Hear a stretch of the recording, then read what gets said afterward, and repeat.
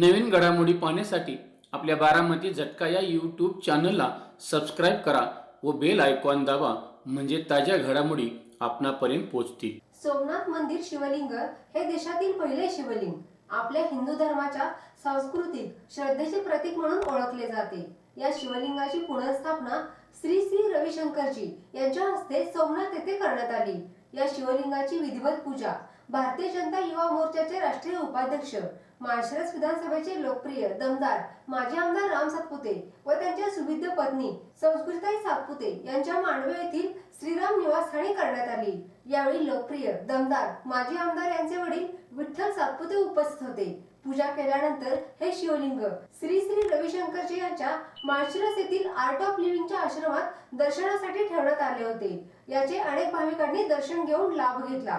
सोमनाथ मंदिरावर हजारो वर्षांपूर्वी मोहम्मद गझनीने सुमारे 18 वेळा आक्रमण केले। प्रत्येक वेळी त्याने शिवलिंग उद्ध्वस्त करण्याचा प्रयत्न केला। यावेळी त्या शिवलिंगाचे अवशेष काहींनी जतन करून ठेवले। सुरक्षेच्या कारणास्तव ही गोष्ट हजारो वर्षांपासून लपवून ठेवण्यात आली। या शिवलिंगाचे श्रीराम निवासस्थानी आगमन झाले व मनोभावे पूजन करून सर्वांनी आशीर्वाद घेतला। या शिवलिंगाच्या कथेविषयी आणि त्याच्याविषयी महाराजांनी सांगितले आहे, तर आपण प्रत्यक्षच पाहूयात ते काय सांगतायत। हम पिछले 10 दिन से महाराष्ट्र में ज्योतिर्लिंग को लेकर यात्रा कर रहे हैं। ये सोमनाथ का मूलभूत ज्योतिर्लिंग है जिसको खंडित किया था मोहम्मद गजनी ने 1000 साल पहले, और पुराण के हिसाब से कहा जाता है तो इसकी स्थापना भगवान चंद्र ने शिव जी की प्रसन्न करने के लिए करी थी।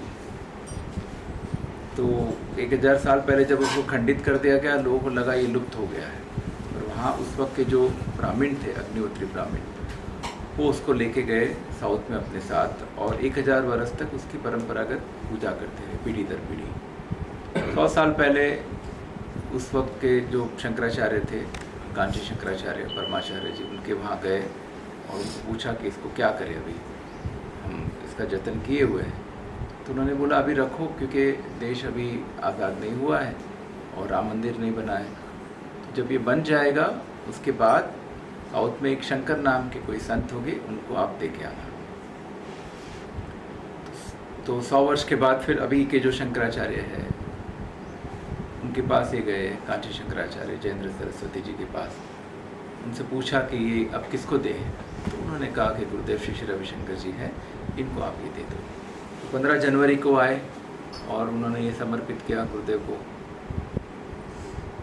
और उसके बाद फिर ये संकल्प हुआ कि इसकी पूरे देश के अंदर यात्रा निकाली जाए, सारे ज्योतिर्लिंग में भी उसको ले जाया जाए। कुंभ में ले गए थे, वहाँ पे सारे संतों ने इसके दर्शन किए। हमारे सारे गृह मंत्री जो थे और संघ के हमारे जो पदाधिकारी है, सब ने इसके दर्शन किए, और सबका ये मत था कि इसको एक भव्य तरीके से इसका फिर से पुनर्स्थापना करी जाए, जो नवंबर में होगी, 3 नवंबर के आसपास सोमनाथ के अंदर। तो तब तक ये यात्रा होगी, और 15 दिन की उस यात्रा के अंतर्गत मेरा आज यहाँ पे आना हुआ है, और यहाँ से आगे फिर शोलापुर और मराठवाड़ा में कई जिलों के अंदर हम जा रहे हैं। तो ये एक अद्भुत शिवलिंग है, और जब इसका परीक्षण करा गया तो ये पता चला कि ये इस पृथ्वी से नहीं है, क्योंकि उसके अंदर जो उस तरह की खूबियाँ है, उस तरह का कोई पत्थर यहाँ पे हमारे पास उपलब्ध नहीं है।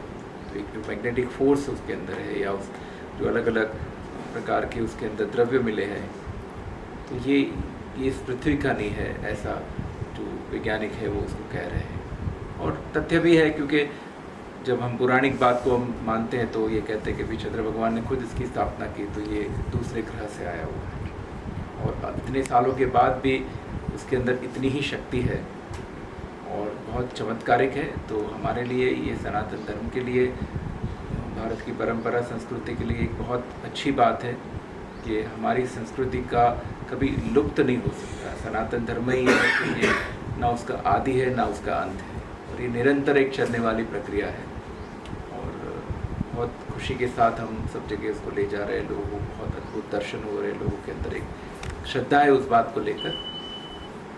आज यहाँ पे हम राम जी के साथ बैठे हुए हैं, उनकी धर्मपत्नी भी है जो हमारे आर्ट ऑफ लिविंग से जुड़ी हुई है। बहुत अच्छा कार्य दोनों कर रहे हैं यहाँ पे, समर्थन के लिए हम यहाँ आए थे। और मालशरज में हमारा एक बहुत सुंदर आश्रम भी बना हुआ है, तो वहाँ पे भी हम ले जाएंगे और वहाँ पे जाहिर में सबके लिए दर्शन के लिए आज रखेंगे और शाम को फिर हम आगे पंढरपुर की ओर इसकी यात्रा करेंगे।